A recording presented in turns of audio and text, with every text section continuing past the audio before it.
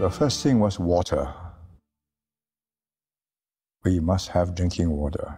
So it was important for us to use every drop of water that came down from the sky.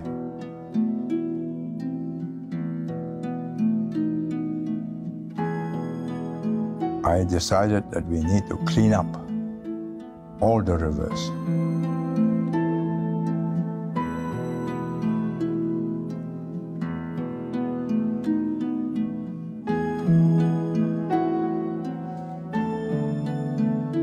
There could have been no Marina Bay because there was no bay. There was what they call a mole opposite Clifford Pier. So later on, we expanded the mole and we reclaimed land into the sea and inwards. Then we closed up the bay to what it is. But the bay would not have been much value if the water was polluted.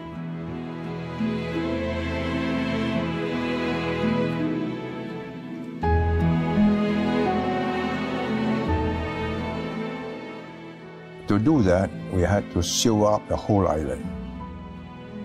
In other words, no sluggish water, no kitchen water, no dirty water will go into any river.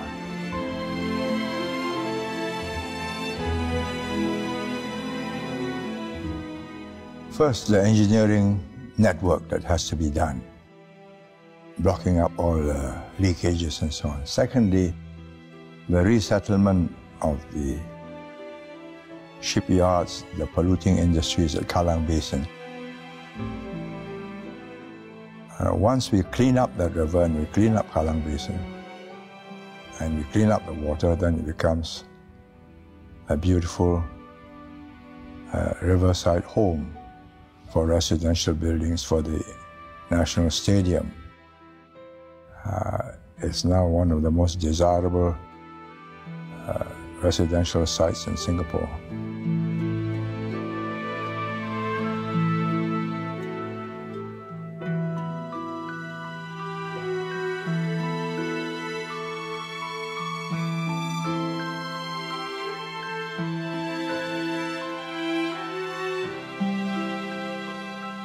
All we had was this island and its location. So we built up the infrastructure and we decided to make this a first world oasis in a third world region. We aimed for first world standards of infrastructure, maintenance, and human behavior.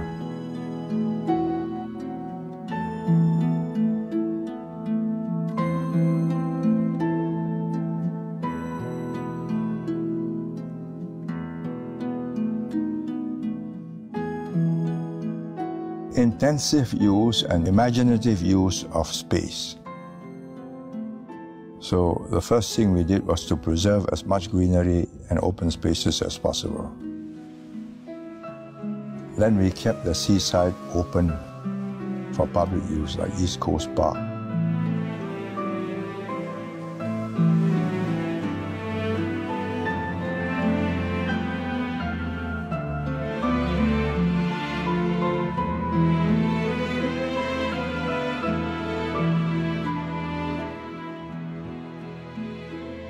Then we have these various parks that we have preserved, and in between these parks we have built connectors, lanes, which will connect all the parks together, and there'll be a few hundred kilometers of it to go around the whole island. So you can take a bicycle, or you can walk, and you're covered by greenery, and there are birds, butterflies, dragonflies. We try and recreate nature in this park connectors, and it's succeeding.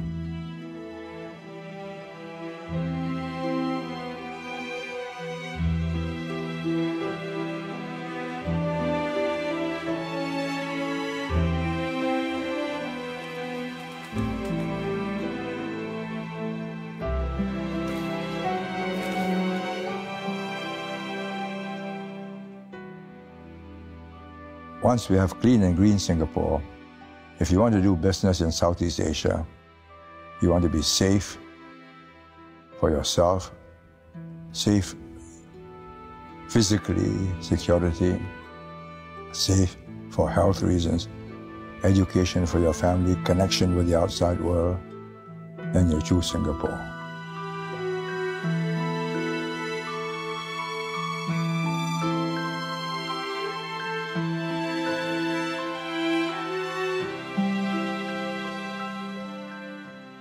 You can change the environment, the physical environment, easily because engineers, architects can do the job.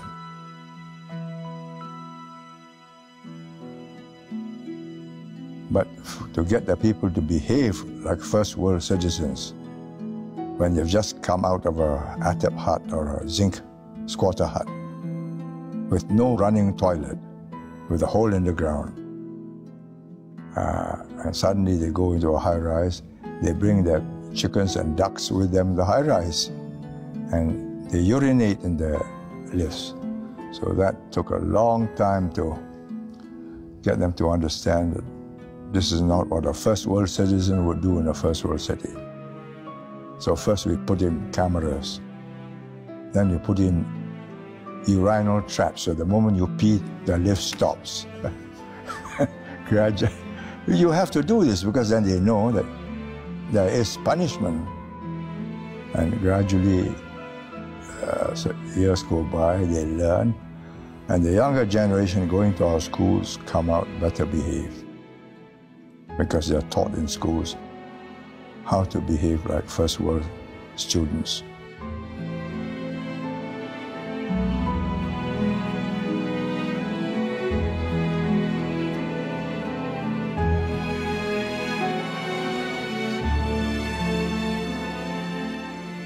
So it is multi-use of the same space, giving a sense of spaciousness, giving a sense of no claustrophobia.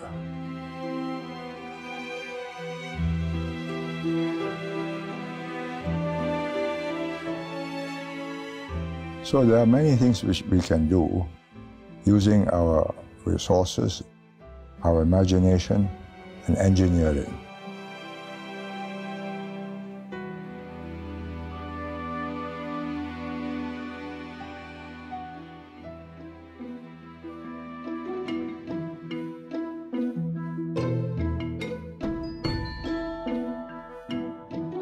Once the river was cleaned up and we had reclaimed the mold, then the concept of the marina was possible. And that marina bay gives us 30 million gallons per day.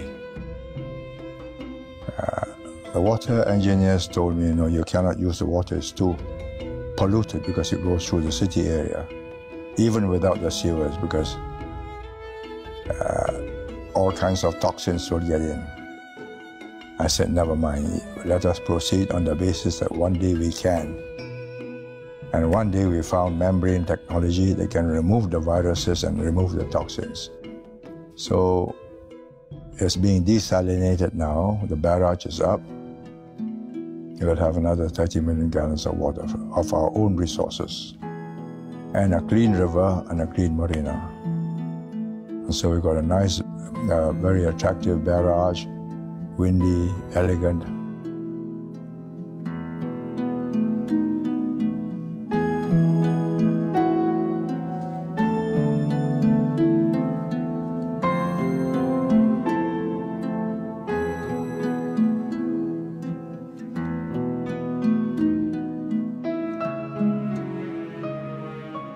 My wife had a blind telephone operator working in Shenton Way.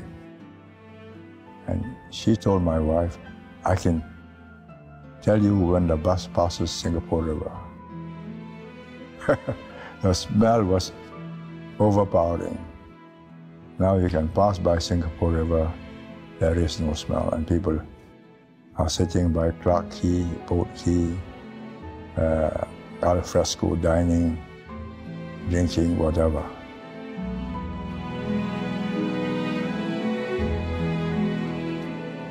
And the whole of the marina will have a pathway right across, I think 5 or 6 kilometers, for people to walk or to take an electric cart and go around. It will become a unique city heart. No other city will have a marina in the center except Venice.